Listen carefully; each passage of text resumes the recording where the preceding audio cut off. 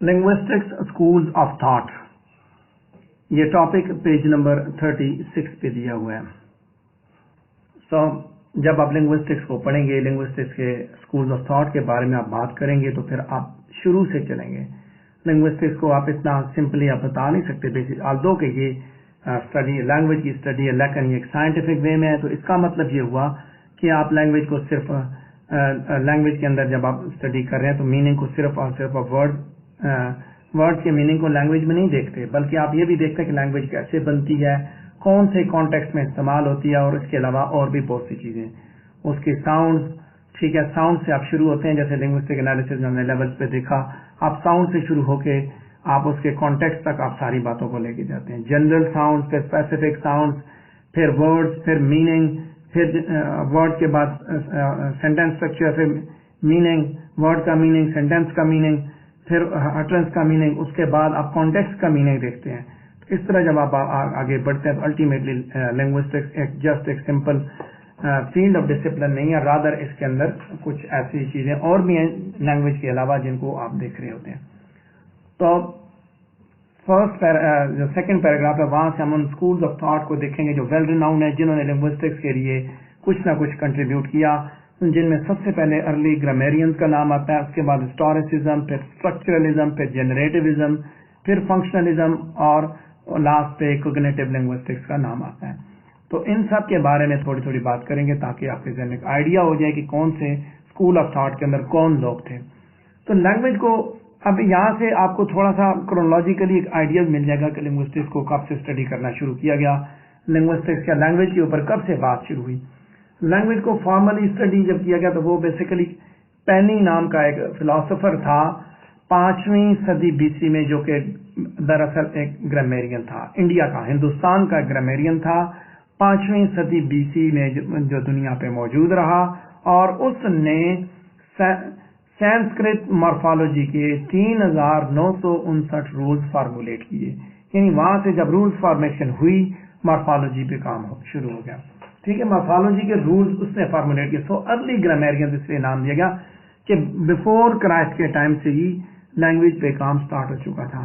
پینی نے basically second paragraph میں بات کروں گا، اس نے ساؤنڈ کو، اسی بندے نے جو ہے نا وہ ساؤنڈ سنسکرت زبان کی جو ساؤنڈ تھی ان کو اس نے کلاسیفائی کیا کانسوننٹ واولز میں، اور اس کے بعد ورڈ کلاسز میں اس بندے نے، پینی نے اناؤنس کیا، کلاسیفائی کیا تھا. یہ یاد رکھے گا، یہ پہلا آدمی تھا. ٹھیک ہے، 500 بی سی کے اندر، 5th سینچری بی سی کے اندر جو یہ آدمی تھا. ناؤنز، وربز، اس طرح اس نے کلاسیفیکیشن کی.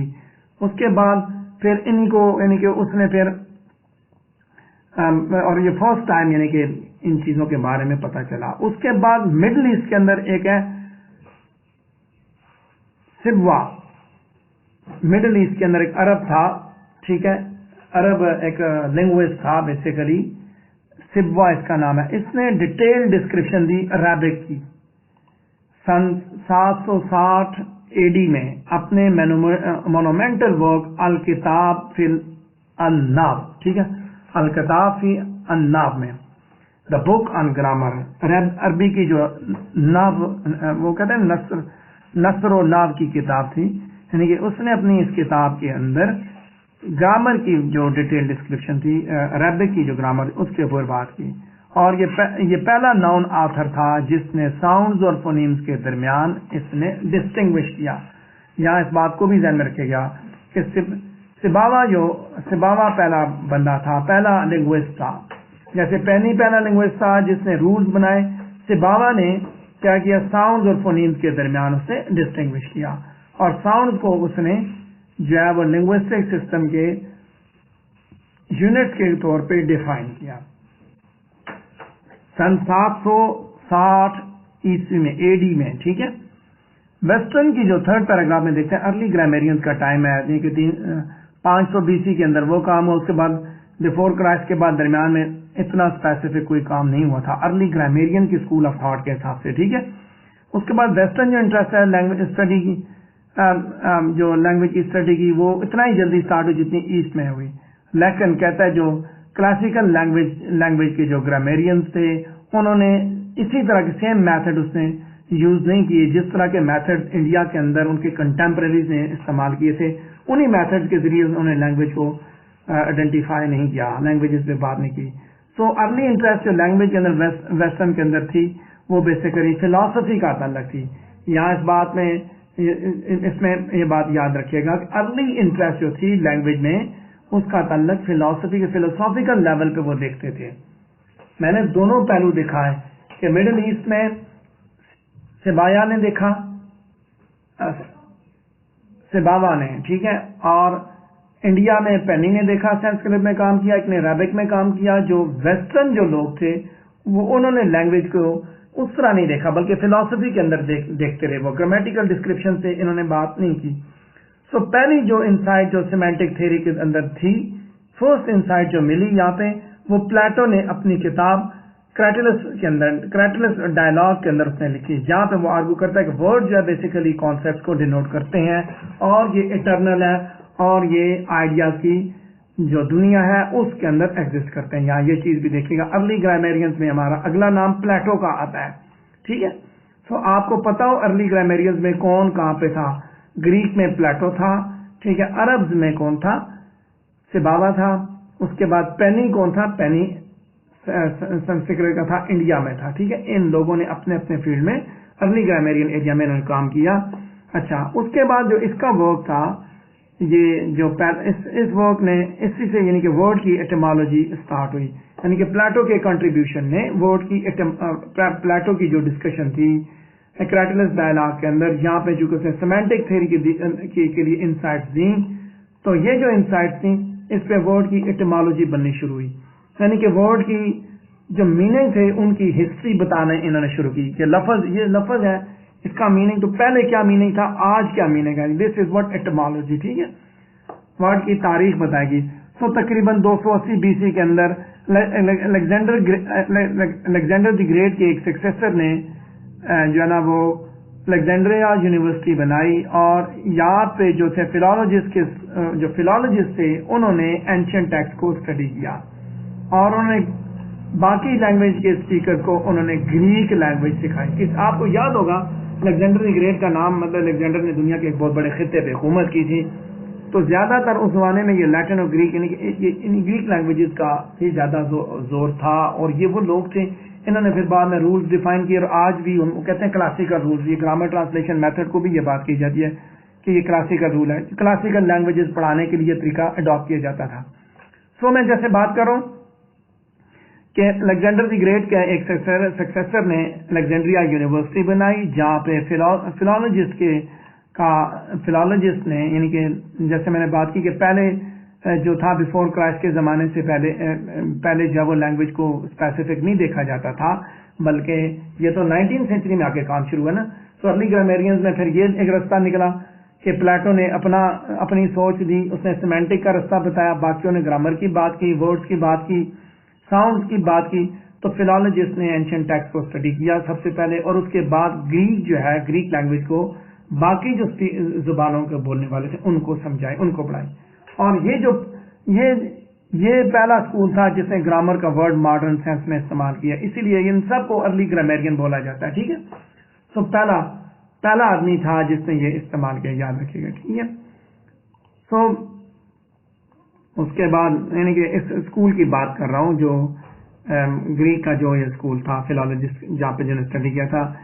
सो प्लेटो ने जो इस वर्ड को यानी कि use the word in its original meaning, ठीक है, वर्ड को उसके ओरिजिनल मीनिंग के साथ इस्तेमाल करता था। The art of writing which is also the title of one of the most important words of the Alexandrine school by डियोनिसस through out the middle edges, ठीक है।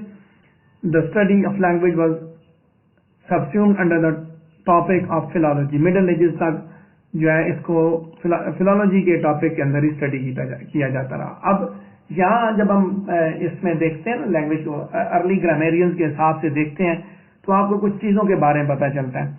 जैसे बात की सबसे पहले साउंड और फोनीम से बात हुई, कॉन्सोनेंट्स वर्ड की क्लासेस को, वावल्स और वर्ड की क्लासेस को डिफाइन किया गया, नाउन वर्ब को डिफाइन किया गया शुरू में। उसके बाद जब अगले लोग आए انہوں نے کیا کہتے ہیں انہوں نے باقی چیزوں کو بتایا فلسافیکل لیول پہ دیکھا, میننگ کے حساب سے دیکھا, تو اس کے بعد یہ گرامر پڑھانے والا سلسلہ ہوا. تو ابھی تک زبان کو علیحدہ سے اسٹڈی نہیں کیا جاتا تھا بلکہ فلالوجسٹ یہ کام کرتے تھے, گرامیرینز اینڈ فلالوجسٹ. تو فلالوجی نے کیا کیا, اینشنٹ لینگویجز اور ان کے ٹیکسٹ کو پڑھا, اور یہ چیز پھر راجر ایشم, اور یہ 3 میں نے لنگوسٹ کے نام لیے ہیں, راجر ایشم ہے, راتکے ہے, اس کے بعد کامنس ہے, انہوں نے پھر انہی چیزوں کو استعمال کیا, اسی کو یعنی کہ جیسے اینشنٹ لینگویجز پڑھی جاتی تھیں انہی کو پھر انہوں نے بعد میں اپلائی کیا. اسی طریقے سے جیسے میں نے بتایا نا کہ باقی لوگوں کو زبان سکھانے کے لیے انہیں گرامر کا سہارا لیا, اپنی لینگویج کے رولز کو دیکھا, انہیں رولز کو پھر آگے فالو کیا, انہی رولز کو پھر لوگوں کو سکھایا کہ زبان سکھانے کے لیے ضروری ہے کہ آپ لینگویج کے رولز بتائیں. تو آگے بات کریں گے ہم اگلے اس پہ ارلی گرامیرین کے بعد. نیکسٹ ہے ہسٹوریسزم. 18 سینچری کے اندر ولیم جونز نے ایک کمپیریٹیو میتھڈ استعمال کیا, اور اسی سے پھر کمپیریٹیو لنگوسٹکس یا اس کا وجود عمل میں آیا. بلوم فیلڈ نے جو لینارڈ بلوم فیلڈ تھا اس نے اسی چیز کو ایٹریبیوٹ کیا, the first great scientific linguistic work of the world to Jacob Grimm, who wrote Dutch Grammatic. اب لینارڈ بلوم فیلڈ نے یہ بات کی, اس نے کہا جی کہ یہ بندہ تھا جیکب گرم, ایک شخص تھا. ہسٹوریسزم میں نے جیسے بات کی, ہسٹوریسزم کا تعلق یاد رکھیے گا 18 سینچری کے ساتھ ہے. تو اس نے کہا کہ جیکب گرم نے جو کتاب لکھی ہے ڈچ گرامیٹک, کہتا ہے کہ یہ کمپیریٹیو لنگوسٹکس کے اوپر یعنی کہ یہ ایک بہت بڑی کنٹریبیوشن تھی. اور اس کے بعد باقی رائٹرز نے آ کے کمپیریٹیو اسٹڈی باقی زبانوں کے ساتھ یعنی یورپ کی باقی زبانوں کے ساتھ انہوں نے کمپیریزن اسٹارٹ کر دیا. تو یہ سائنٹیفک اسٹڈی تھی لینگویج کی جو پھر آگے انڈو یورپین لینگویجز تک گئی. اور انڈو یورپین لینگویجز کو کس نے دیکھا, یہاں پہ یاد رکھیں ولہم وان ہملڈاٹ نے آ کے پھر انڈو یورپین لینگویجز کو دیکھنا شروع کیا.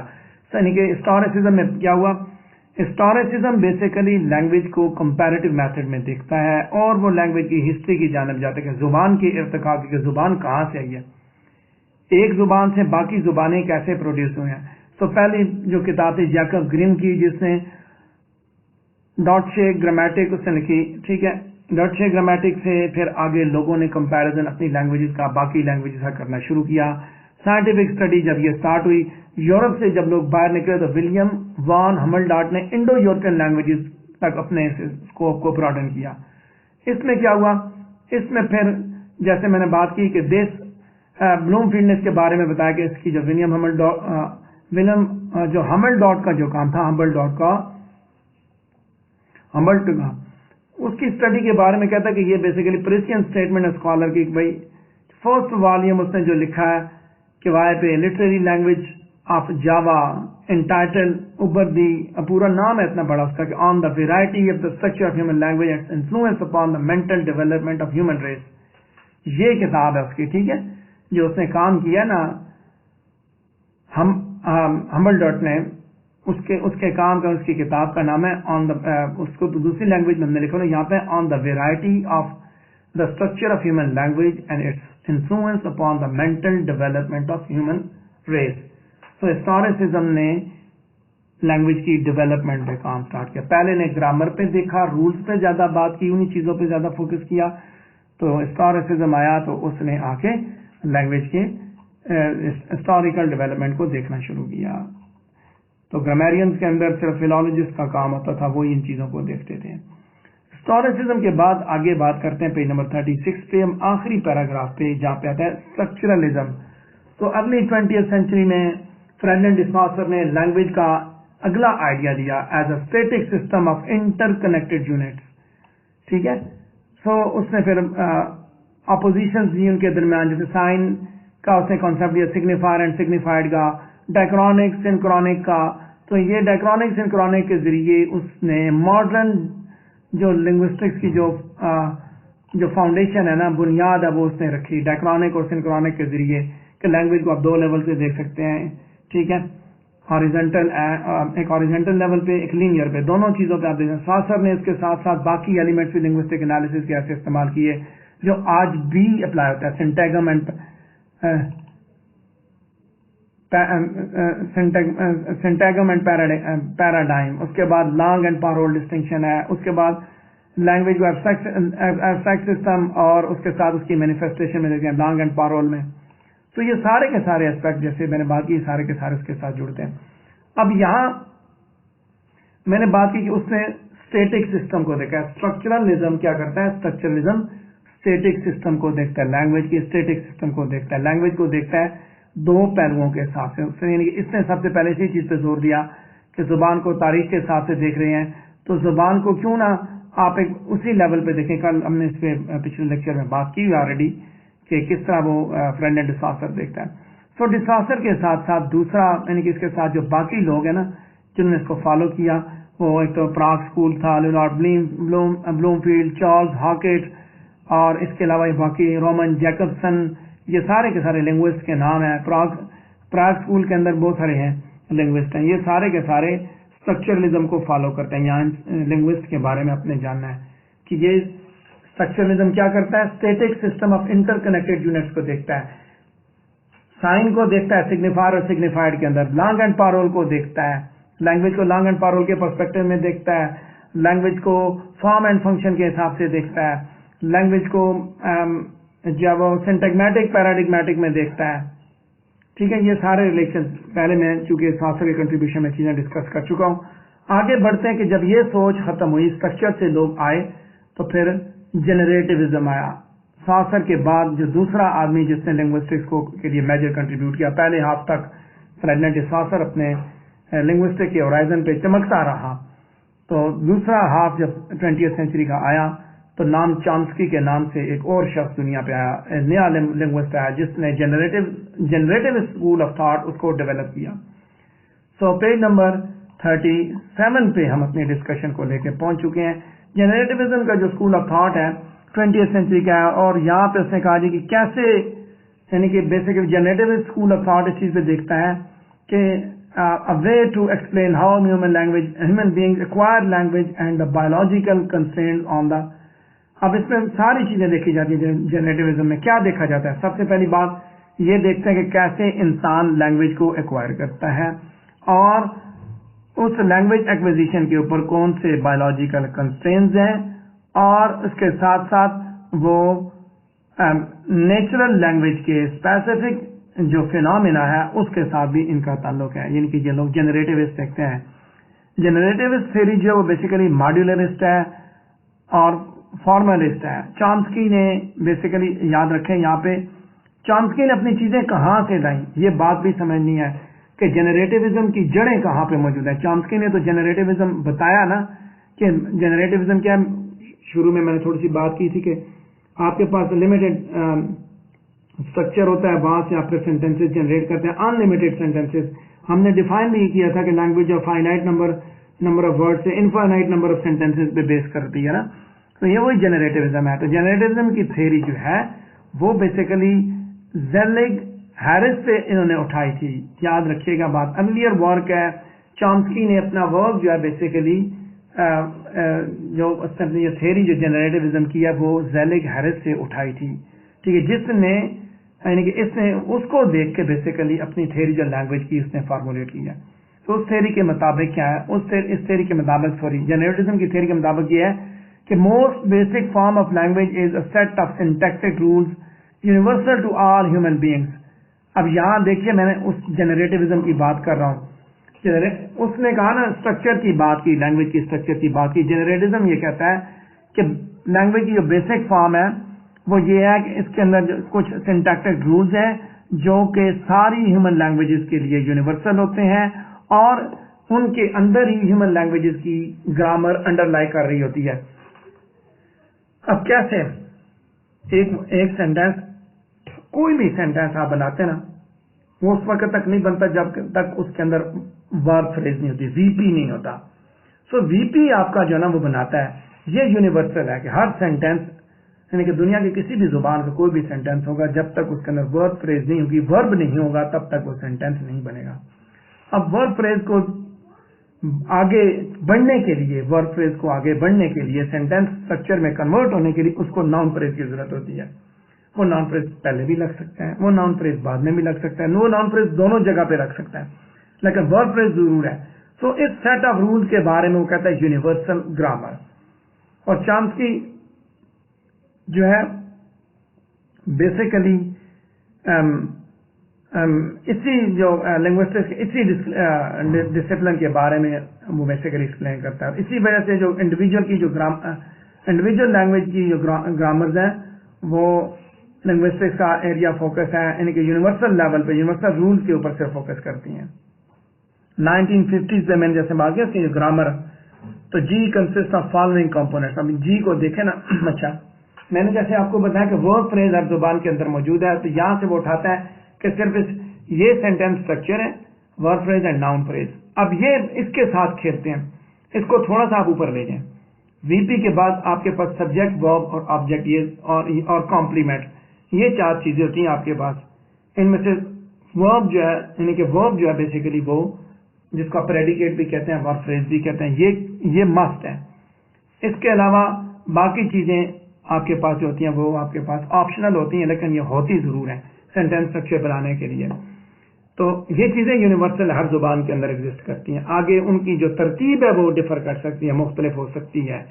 ٹھیک ہے, جنریٹیوزم کہتا ہے کہ آپ کے پاس یہ اسٹرکچر موجود ہے, اب اس اسٹرکچر کے اندر آپ ڈھیروں کے حساب سے آپ سینٹینسز بناتے ہیں. آپ کے پاس ورڈ موجود ہیں, آپ ایک ورڈ کی جگہ دوسرا لگا لیں, تو سینٹینسز پہ سینٹینسز بن رہے ہیں. تو کلاسیکل فارملائزیشن یہاں پہ میں کروں آپ کے سامنے یہاں پہ کہ ورڈ جی جو ہے, جی کو دیکھا جائے تو جی کے بارے میں کہتا ہے کہ جی جو ہے کنسسٹ آف فالوئنگ کمپوننٹس. اس یونیورسل گرامر کے اندر جی جو ہے اس کے اندر کیا کیا, پہلا finite set N of non terminal symbols none of which appear in string of form from G. G سے یہ نہیں نکلتے, فائنائٹ سیٹ ہے, لمیٹڈ ہے. فائنائٹ سیٹ کے بعد پھر آگے اس نے ایک اور بتایا, ایک اور اس نے سائن بتایا, terminal symbols that distinct from N. پھر اس نے اگلا رول بتایا. سو یہ فارمل ڈسکرپشن ہے, جسٹ آپ کے ذہن میں یہ ہو, جو ادھر چونکہ میں نے ایک آئیڈیا صرف ایڈ کیا ہے کہ فارمل ڈسکرپشن جو لینگویج کی جس نے نام چامسکی نے جو پرووائڈ کی وہ بیسیکلی اسپیکر کے نالج کو ریپلیکیٹ کرتی ہے کہ آپ کے پاس یہ رولز موجود ہیں. میں نے ان کو اس طرح آپ کو دوسرے طریقے سے سمجھا دیا اسی چیز کو. ٹھیک ہے, اسی کانسیپٹ کو میں نے جب وہ جسٹ ایک مختلف انداز میں میں نے اسی چیز کو آپ کے سامنے ایکسپلین کر دیا کہ جب وہ رولز کی بات کرتا ہے کہ ناؤن فریز ورب فریز ہے, ورب فریز کے ساتھ پھر باقی لگا دیے فائنائٹ ہے. ٹھیک ہے, اب وہاں پہ آپ نے سبجیکٹ ورب اینڈ آبجیکٹ لگایا, سبجیکٹ ورب اینڈ کمپلیمنٹ لگا سکتے, سبجیکٹ ورب آبجیکٹ اینڈ کمپلیمنٹ لگا سکتے ہیں. تو وہاں آگے انفائنائٹ آپ کے پاس چوائسیز ہیں. سبجیکٹ پہ آپ سنگولر ناؤن لگائیں, پلورل ناؤن لگائیں. ٹھیک ہے, لیکن وہ ساری چیزوں کا ریلیشن شپ اس ورب فریز کے ساتھ ہوتا ہے. یہ ہے یونیورسل گرامر کے اس ورب فریز کے ساتھ ہوتا ہے. دیکھیں آپ اپنی زبان میں دیکھیں, کام کرتا ہوں, اب کام جو ہے اس کام سے یہ کام ڈیفائن کرتا ہے کہ پلورل کرتا ہے یا سنگولر کرتا ہے, یہ میل کرتا ہے یا فیمیل کرتا ہے, وہ ساری چیزیں ڈیفائن ہو رہی ہوتی ہیں. سو دس از جنریٹیوزم. اور یہ جیسے میں نے بات کی جنریٹیوزم دوبارہ ریپیٹ کروں گا کہ وہ لمیٹڈ سیٹ آف رول سے ان لمیٹڈ سینٹینسز بنانے کی بات کرتا ہے. آگے بات کرتے ہیں فنکشنلزم پہ. فنکشنل تھیوری جو لینگویج کی ہے وہ یہ پروپوز کرتی ہیں کیونکہ لینگویج جو فنڈامنٹلی ایک ٹول ہے, لہٰذا اس کے لیے ریزن ہے کہ آپ اس چیز کو زیوم کریں کہ اس کی اسٹرکچر جو بیسٹ اسی وقت اینالائز کی جا سکتی ہیں جب آپ ان کو فنکشنز میں دیکھتے ہیں کہ لینگویج چونکہ ایک ٹول ہے. ٹھیک ہے, اس کا ٹول ہے کمیونیکیشن کا. فنکشنلزم ہم نے اس کے لینگویج کے فنکشنز کو دیکھا تو ہم نے کہا کہ لینگویج ٹول آف کمیونیکیشن ہے. تو آپ اسی طرح اس کی اسٹرکچر کو بھی آپ اسی وقت دیکھتے ہیں جب وہ یہ کون سے فنکشنز پرفارم کر رہی ہے. ٹھیک ہے, فنکشنلسٹ لینگویج کو ایز اے ٹول فنکشنز کے حساب سے دیکھتے ہیں. فنکشنلسٹ کی تھیوری جو ہے نا گرامر کی, وہ فارمل تھیوری سے بالکل مختلف ہوتی ہیں, یاد رکھیے گا. یعنی کہ پہلی جو ہے جو فنکشنلسٹ تھیوری ہے, فارملسٹ تھیوری جو ہے وہ بیسیکلی لینگویج کے مختلف ایلیمنٹس کو ڈسکرائب کرتی ہے اور یہ بتاتی ہے کس طرح وہ آپس میں ریلیٹ کر کے جنرل رولز کو بنا رہے ہیں, رولز کو کیسے آپریٹ کرتے ہیں. جبکہ فنکشنلسٹ تھیوری جو ہے نا وہ فنکشنز کے بارے میں بتاتی ہے کہ کیسے آپ لینگویج جو ہے کس طرح فنکشن کر رہی ہے, لینگویج کے جو گرامر ہے وہ کس طرح فنکشن کر رہی ہے. So functional theory of grammar basically یہ چیز دیکھتی ہے کہ लैंग्वेज एक्चुअली किस तरह इस्तेमाल हो रही है। फॉर्मल रिलेशंस नहीं देखती, न सिर्फ फॉर्मल रिलेशन नहीं देखती, बल्कि लैंग्वेज के फंक्शन के लैंग्वेज जो आप इस्तेमाल कर रहे हैं वो क्या फंक्शन पूरा कर रही है। सो फंक्शनल थ्योरीज आगे जैसे बताया कि डेवलपमेंट हुई ना, ग्रामर पे थे पहले, ग्रामर से फिर तारीख की तरफ आए, तारीख के बाद स्ट्रक्चर की तरफ आए, स्ट्रक्चर के बाद फिर वो जनरेटिविज्म की तरफ आए कि अनलिमिटेड जनरेट करो, ठीक है। उसके बाद फंक्शन की तरफ कि फंक्शन कौन सा परफॉर्म करता है, कौन वर्ड के फंक्शन के हिसाब से देखते हैं ग्रामर को भी। सो पेज नंबर 37 पे फंक्शनलिज्म की हेडिंग के नीचे मैं जो उसकी क्या कहते हैं लेवल्स हैं उसके फंक्शन के, उनको देख रहा हूँ कि एक फोनोलॉजिकल फंक्शन है जिसके अंदर आप फोनीम्स को देखते हैं, डिफरेंट लेक्सिकल मटेरियल के अंदर आप फोनीम्स को डिस्टिंग्विश करते हैं। फिर सिमेंटिक फंक्शन है, फिर सिंटैक्टिक फंक्शन है, फिर प्रैग्मेटिक फंक्शन है। ये सारे के सारे फंक्शंस हैं लैंग्वेज के, ठीक है। सिमेंटिक फंक्शन में एजेंट, पेशेंट, रेसिपिएंट है, रोल ऑफ पार्टिसिपेंट्स के लोग, कौन बंदा बोल रहा है, कौन बंदा सुन रहा है, किसके बारे में बात की जा रही है। सिंटैक्टिक फंक्शन में क्या है, लैंग्वेज का ये सब्जेक्ट का काम कर रही है या ऑब्जेक्ट का काम कर रही है। एक ही वर्ड है, फंक्शन को देखिए ना, कहते हैं फंक्शन के हिसाब से देखें, वर्ड को भी फंक्शन के हिसाब से आप देखते हैं। फॉर एग्जाम्पल एक ही वर्ड है वाटर, वाटर को आप उस वक्त तक नहीं बता सकते जब तक आप उसके फंक्शन को नहीं देखें, उस वक्त तक आप इसकी कैटेगरी नहीं डिफाइन कर सकते। सिंटैक्टिक फंक्शन है, यही वर्ड वाटर जब वो सब्जेक्ट के तौर पे इस्तेमाल हो सकता है, यही वर्ड वाटर जो है ये क्या कहते हैं वर्ब के तौर पे भी इस्तेमाल हो सकता है। इनके दोनों फंक्शंस परफॉर्म कर सकते हैं, लिहाजा आप फंक्शंस में देख के ही बता सकते हैं। प्रैग्मेटिक फंक्शन में क्या, theme, रीम, topic, focus, predicate, means के आप इंफॉर्मेशनल स्टेटस देते हैं कि कॉन्टेक्स्ट में देखते हैं कि क्या फंक्शन परफॉर्म कर रही है, ठीक है। Functional description grammar strive to explain how linguistic functions are performed in communications through the use of linguistic forms. So functionalism basically language की प्रैक्टिकल एप्लीकेशन के हिसाब से लैंग्वेज को देखता है। इसके बाद आखिरी जो हमारा स्कूल ऑफ थॉट है पेज नंबर 37 पे, वो है कॉग्निटिव लिंग्विस्ट का। 1970 से 1980 के दरमियान एक नया स्कूल ऑफ थॉट पैदा हुआ कॉग्निटिव लिंग्विस्ट का, जो कि दरअसल लिंग्विस्टिक थ्योरी के जनरेटिव थ्योरी के खिलाफ था। अब यहाँ पे दो लिंग्विस्ट हैं, याद रखिएगा। कॉग्निटिव लिंग्विस्ट में दो लोगों के नाम बड़े मशहूर हैं, एक जॉर्ज लेकअप है और दूसरा रोनाल्ड लैंगेकर है। ये दो लिंग्विस्ट हैं जो कि कॉग्निटिव लिंग्विस्टिक की रीम के अंदर काम करते हुए ये प्रपोज करते हैं कि लैंग्वेज बेसिकली एक इमर्जेंट प्रॉपर्टी है, basic general purpose cognitive process का हिस्सा है। यानी कि बेसिकली कहता है कि जनरेटिव स्कूल ऑफ थॉट कहता है, कॉग्निटिव स्कूल ऑफ थॉट कहता है कि लिंग्विस्टिक्स बारे में कि नॉन मॉड्यूलिस्ट और फंक्शनलिस्ट में करेक्टर है। कॉग्निटिव लिंग्विस्ट कॉग्निटिव ग्रामर पे बात करते हैं, फ्रेम सिमेंटिक्स पे, दिमाग के हिसाब से चीजों को देखते हैं। वो तो बाहर के हिसाब से देख रहा है ना, यहाँ पे उन्होंने उसके डेवलपमेंट के बारे में बात की।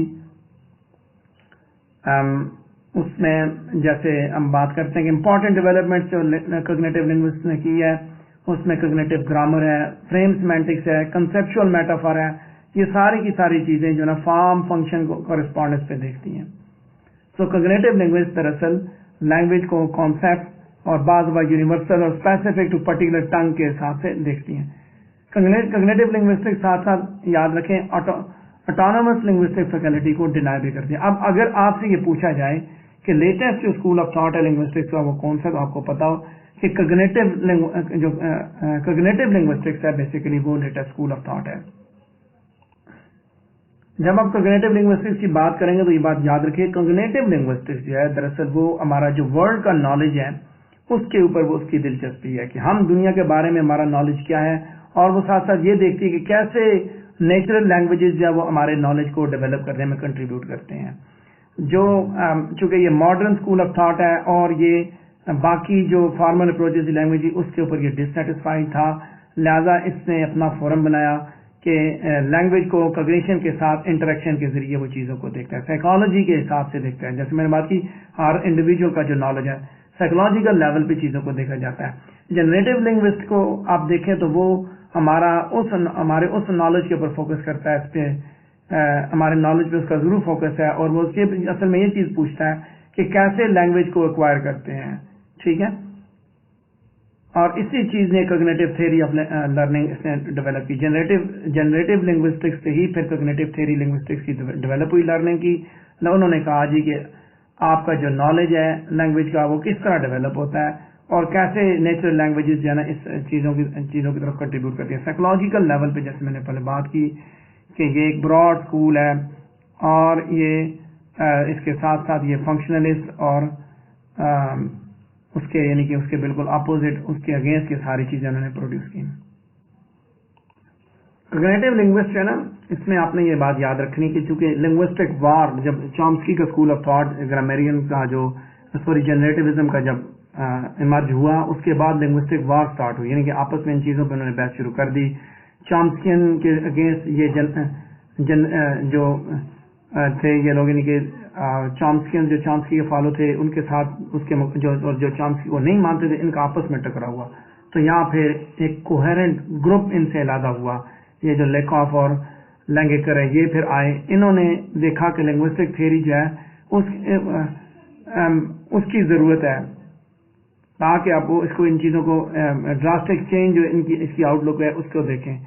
سو ان اسکالر نے یہ محسوس کیا کہ لنگوسٹکس جو ہے اس کے اندر جو سیمینٹیکلی بیسڈ جو اپروچ ہے گرامر کی وہ نہیں تھی اور یہ جنرل انہوں نے پھر جنرل کوگنیٹو ایبلٹیز کو انہوں نے دیکھا. جیسے میں نے بات کی کہ کیسے آپ کا نالج کس طرح استعمال کیا جاتا ہے آپ کی انڈرسٹینڈنگ کس طرح کی لینگویج کی مائنڈ کے حساب سے چیزوں کو دیکھا جاتا ہے نا. تو یہ لوگ اس کے خلاف یعنی کہ اس نے تو جسٹ رولز پہ بات کی نا چامسکی نے تو انہوں نے پھر سگنیفیکینٹ جنرلائزیشن کو انہوں نے دیکھا. ٹھیک ہے. سو ان اسکالر نے محسوس کیا کہ بھائی سیمینٹیکلی بیسڈ اپروچ جو گرامر کی ہے اس کو آپ لے کے آئیں اور اسی کی بیس پہ کوگنیٹو ایبلٹیز کو کنسیڈر کیا جائے. سو کوگنیٹو لنگوسٹ ایک کنٹمپریری اپروچ ہے میننگ اور لنگوسٹک آرگنائزیشن کی, لینگویج لرننگ اور چینج کی اور کنسیپچل اسٹرکچر کی, اور فاسٹسٹ گروئنگ انفلوئنشل پرسپیکٹو ہے نیچر آف لینگویج مائنڈ اور اس کا جو سوشو فزیکل ایکسپیرینس ہے اس کے ساتھ اس کا تعلق ہے. کیونکہ کوگنیٹو لنگوسٹکس پہ ہم نے کوئی ٹاپک نہیں رکھا ہوا جسٹ آپ کو بتانا تھا کہ لیٹسٹ اسکول آف تھاٹ ہے وہ اسی کا ہے. ٹھیک ہے. تو یہاں تک بھی میری باتیں لنگوسٹک اسکول آف تھاٹ سے ریلیٹڈ. اگر آپ کے ذہن میں کوئی سوال ہے تو آپ پوچھ سکتے ہیں.